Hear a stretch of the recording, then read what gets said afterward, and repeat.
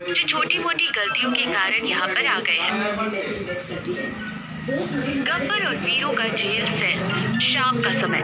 गब्बर अपने एल्यूमिनियम के बर्तन में रखी पीली दाल को घूर रहा है। गब्बर मुंह बनाते हुए कहता है, वीरू भाई, इस दाल में पानी है या पानी में दाल?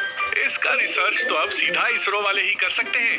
वीरू सूखी रोटी चबाते हुए कहता है, चुपचाप खा ले गब्बर, जेल है, यहाँ कोई तुझे शाही पनीर नहीं परोसेगा। वैसे भी तेरे हाथ का खाना याद करके मेरे पेट में चूहे कबड्डी खेल रहे हैं। अरे यार, मैं कुक हूँ, मेरे हाथों में मसालों की सरस्वती बसती है और यहाँ मैं उबला हुआ पीला पानी पी रहा हूँ। गुस्से में प्लेट जमीन पर पटकता है। प्लेट जमीन के एक पत्थर पर गिरती है और एक खोखली आवाज आती है। वीरू चौंक कर कहता है, अरे ये कैसी आवाज थी? जैसे नीचे कोई खाली कुआं हो। गब्बर कान जमीन पर लगाकर आंखें बड़ी करते हुए कहता है, वीरू, ये अंग्रेजों के जमाने की जेल है। मैंने सुना था इन कोठरियों के नीचे पुराने स्टोर रूम हुआ करते थे। अगर हम ये दो पत्थर हटा दें तो नीचे एक पूरा कमरा मिल सकता है। वीरू डरते हुए कहता है, कमरे का क्या करेंगे? अगर वहाँ कोई कंकाल हुआ तो? गब्बर की आंखों में चमक आ जाती है। कंकाल नहीं मेरे भाई, किचन, हमारा अपना सीक्रेट अंडरग्राउंड किचन, जहाँ गब्बर बावर्ची बनाएगा गर्मा गर्म चिकन बिरयानी। गब्बर और वीरू ने चम्मच और टूटे हुए मग्गे से रात भर खुदाई करके जमीन के दो पत्थर हटा दिए हैं, लेकिन अंदर बहुत सारी मिट्टी जमा हो गई है। वीरू पसीना पोंछते हुए, गब्बर, नीचे कमरा तो मिल गया, पर इस मिट्टी को कहाँ छुपाएं? पिंटो ने देख लिया तो हमें इसी गड्ढे में गाड़ देगा। अपनी जेबें और शर्ट के अंदर भर ले, सुबह वॉकिंग के टाइम ग्राउंड में छोड़ देंगे। सुबह का समय। गब्बर और वीरू दोनों अपनी जेबों में मिट्टी भरकर बहुत भारी कदमों से पैरों को चौड़ा करके चल रहे हैं। पिंटू शक की निगाह से देखते हुए, ओए, तुम दोनों पेंगुइन की तरह क्यों चल रहे हो बे? क्या छुपाया है अंदर? वीरू के तो जैसे प्राण ही सूख गए थे। उसकी पैंट की जेब से थोड़ी सी मिट्टी नीचे गिर जाती है। गब्बर तुरंत वीरू के पैर पर लात मारकर उसे कवर करता है। वो नसों में खिंचाव आ गया है सर। कल वो पानी वाली दाल खाकर वीरू को लूज मोशन लग गए हैं, इसलिए ऐसे चल रहा है। पिंटू नाक बंद करके घिनौना सा मुंह बनाता है। जी जी मनहूसो, जाओ यहाँ से, मेरी आंखों के सामने मत आना। दोनों जान बची तो लाखों पाए सोचकर ग्राउंड में जाते हैं और मिट्टी झाड़ियों में फेंक देते हैं। तीसरा दिन। सेल की खिड़की के पास भैरवी बाहर झाड़ू लगा रही है। गब्बर फुसफुसाते हुए कहता है, भैरवी जी, ओ भैरवी जी। भैरवी इधर उधर देखकर कहती है, क्या है गब्बर, क्यों सुबह सुबह जान जोखिम में डाल रहा है? एक सीक्रेट किचन रेडी किया है, थोड़ा कच्चा चावल, खड़े मसाले और हो सके तो थोड़ा चिकन का इंतजाम हो सकता है क्या? भैरवी मुस्कुराते हुए कहती है, चिकन? वाह, पर मेरा क्या फायदा? पहली प्लेट तुम्हारी, दीवार के रोशनदान से रस्सी बांधकर नीचे लटका दूंगा। डन, आज रात से सामान आ जाएगा।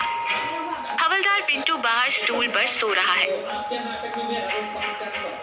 अंदर गब्बर और वीरू एक रस्सी खींच रहे हैं।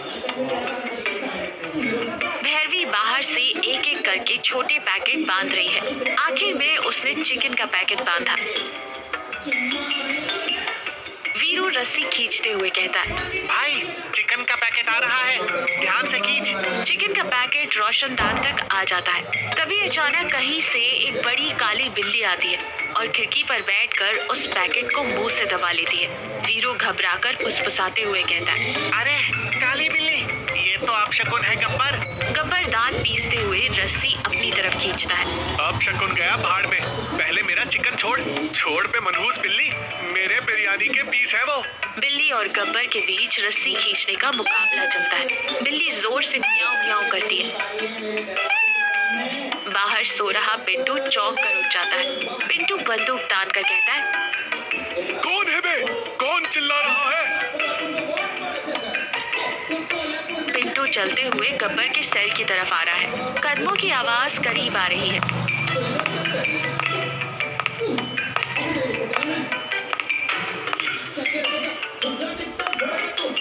वीरू डर के मारे आंखें बंद कर लेता है। गब्बर बिल्ली को डराने के लिए एक पत्थर मारता है और तुरंत रस्सी अंदर खींच लेता है। बिल्ली भाग जाती है। गब्बर तुरंत खुद बिल्ली की आवाज निकालने लगता है, म्याऊ म्याऊ। पिंटू खिड़की के पास आकर अंदर झांकता है। सब अंधेरा है। अरे कोई नहीं है, पर बिल्ली की आवाज तो अंदर से ही आ रही है। हे भगवान, बिल्ली भूत! पिंटू डर के मारे कांपते हुए अपनी कुर्सी की तरफ भाग जाता है। गब्बर और वीरू पसीना पोंछते हुए चावल और चिकन सुरक्षित रख देते हैं।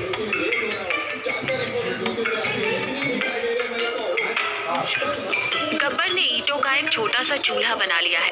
लकड़ी के लिए उन्होंने अपनी पुरानी खाट की कुछ लकड़ियां तोड़ ली है। बिरयानी पक रही है, लेकिन लकड़ियां थोड़ी गीली होने की वजह से बहुत ज्यादा धुआं उड़ रहा है और धुआं नीचे से ऊपर सेल में और वहां से खिड़की के जरिए बाहर जा रहा है।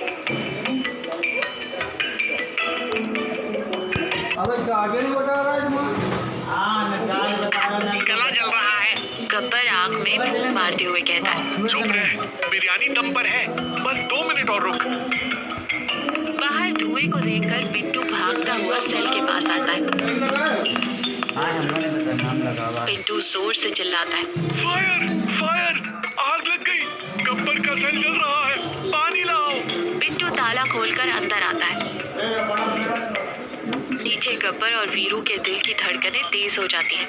उन्हें लगता है आज तो गए। गब्बर तुरंत दिमाग लगाता है, चूल्हे पर ढक्कन रखता है, ऊपर सेल में कूदता है और गड्ढे पर गब्बर डाल देता है। फिर एक पैर के बल योगी की तरह बैठ जाता है। पिंटू अंदर आकर खांसते हुए कहता है, ये धुआं कैसा है बे? आग कहाँ लगी है? गब्बर आंखें बंद करके तपस्या का नाटक करते हुए कहता है, ओम ह्रीम भूष! कुछ नहीं पिंटू भाई, मुझे सपने में भगवान ने बताया कि जेल में जल परी भूत घूम रही है। उसकी शांति के लिए एक देसी जड़ी बूटी का धुआं किया है। भूत अभी अभी भाग गया। पिंटू भूत का नाम सुनकर कांपते हुए कहता है, अच्छा ठीक है, भगाओ भूत को, पर अगली बार इतना धुआं आया तो जेलर साहब तुम्हें जिंदा ही गाड़ देंगे। पिंटू चला जाता है। गब्बर और वीरू चैन की सांस लेते हैं। नीचे जाकर लाजवाब बिरयानी खाते हैं। जेलर ठाकुर अपने ऑफिस में बैठा है। सामने एक टिफिन रखा है जिसमें उबली हुई लौकी की सब्जी है। जेलर ठाकुर खुद से कहते हैं, हे भगवान, ये लौकी खाकर मेरा दिमाग भी लौकी जैसा हो गया है। तभी हवा का एक झोंका आता है। ठाकुर जोर से नाक खींचता है, चौंक कर खड़ा हो जाता है। रुक, ये क्या है? आंखें बंद करता है।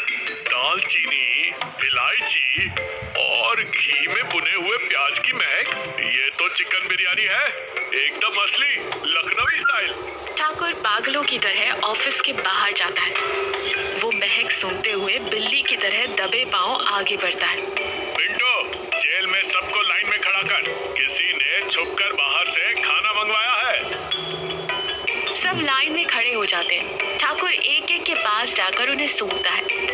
वीरू डर से कांप रहा है क्योंकि उसकी जेब में चिकन की एक छोटी सी हड्डी है। ठाकुर वीरू के पास आकर सूंघता है।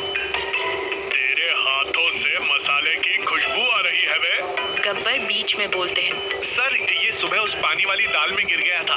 उस बदबू को मिटाने के लिए साबुन की जगह झंडू बाम रगड़ लिया इसने, उसी की महक है ये। ठाकुर शक करता है। अच्छा, अभी देखता हूँ। ठाकुर गब्बर के सेल के अंदर जाता है। ठाकुर इधर उधर देखते हुए ठीक अंडरग्राउंड किचन के ढक्कन कंबल के नीचे वाले पत्थर पर पैर रख देता है। पत्थर थोड़ा सा हिलता है, कटक की आवाज आती है। सस्पेंस एक्सट्रीम पर पहुंच जाता है। गब्बर, वीरू और भैरवी सांस रोककर देख रहे हैं। उन्हें लगता है कि आज तो खेल खत्म। ठाकुर धीरे से कंबल हटाता है। नीचे जाने वाली अंधेरी सीढ़ियां दिखाई देती हैं। उन सीढ़ियों से बिरयानी की महक आ रही है। ठाकुर जोर से चिल्लाते हुए बंदूक तान कर कहता है, तो ये चल रहा है मेरी जेल में अंडरग्राउंड बिरयानी पार्टी। तुम सबको मैं आज टेररिस्ट के केस में फंसाकर उम्र कैद दिलवाऊंगा। तीनों डर के मारे कांपने लगते हैं। वीरू तो रोने लगता है। गब्बर हाथ जोड़कर कहता है, सर, माफ कर दो, जेल की दाल खाकर जी नहीं पा रहे थे, इसलिए एक छोटा सा किचन बना लिया। जान की भीख दे दो सर। ठाकुर गुस्से में बिरयानी के पतीले की तरफ बढ़ता है। वो उसे लात मारने के लिए पैर उठाता है। तभी पतीले से उठता हुआ धुआं और मसालों की वो बेहतरीन खुशबू उसके चेहरे पर पड़ती है। पैर हवा में ही रुक जाता है। ठाकुर की आंखें अचानक भर आती हैं। हाथ से बंदूक नीचे गिर जाती है। वीरू डरते हुए कहता है, सर क्या हुआ सर, क्यों रो रहे हैं? आपको चिकन पसंद नहीं तो कल से पनीर पुलाव बना लेंगे, छोड़ दो सर। ठाकुर रुंधे हुए गले से नीचे जमीन पर बैठते हुए कहता है, चुप कर गधे। 30 साल पहले मेरी माँ बिल्कुल ऐसी ही खुशबू वाली बिरयानी बनाती थी। जब मेरी एसआई की नौकरी लगी थी तब आखिरी बार उसने अपने हाथों से खिलाई थी। उसके गुजरने के बाद इतने सालों में मैंने कभी वो खुशबू नहीं सूंघी। ये सुनकर गब्बर की आंखों में भी आंसू आ जाते हैं। गब्बर चुपचाप एक साफ पत्ता लेता है और उस पर ढेर सारी बिरयानी और चिकन का एक बड़ा लेग पीस रखकर जेलर ठाकुर के सामने रख देता है। गब्बर मुस्कुराकर प्यार से कहता है, तो फिर खाइए ना सर, अपनी ही जेल है, अपना ही किचन है।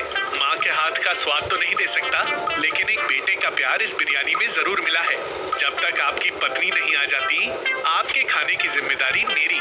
जेलर ठाकुर कांपते हाथों से पहला निवाला खाता है। उसके चेहरे पर एक अनोखी खुशी और सुकून आ जाता है। वो आंसू पोंछता है और जोर से हंस पड़ता है। वाह गब्बर, तूने मेरा पेट ही नहीं मेरा मन भी भर दिया यार। पिंटू ऊपर से आवाज लगाता है, सर जी आप ठीक तो हैं? नीचे क्या हो रहा है? मैं और फोर्स बुलाऊं क्या? ठाकुर जोर से हंसते हुए कहता है, फोर्स नहीं बेवकूफ, नीचे 2 प्लेट और 1 बोतल पानी लेकर आ।